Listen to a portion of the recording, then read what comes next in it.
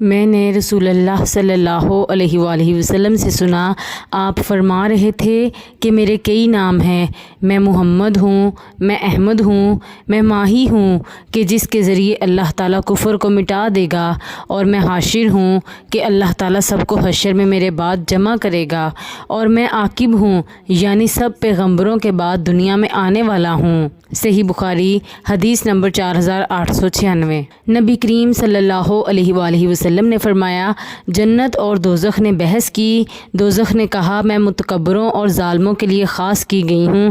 جنت نے کہا، مجھے کیا ہوا کہ میرے اندر صرف کمزور اور کم رتبے والے لوگ داخل ہوں گے۔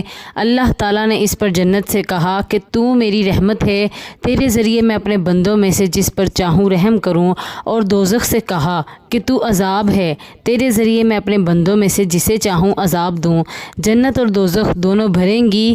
دوزخ تو اس وقت تک نہیں بھرے گی جب تک اللہ رب العزت اپنا قدم اس پر نہیں رکھ دے گا۔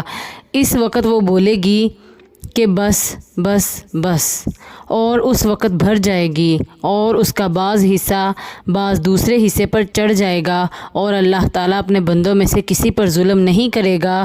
اور جنت کے لیے اللہ تعالیٰ ایک مخلوق پیدا کرے گا، اور اپنے رب کی حمد و تسبیح کرتے رہیے سورج کے نکلنے سے پہلے اور اس کے چھپنے سے پہلے۔ صحیح بخاری حدیث نمبر 4850۔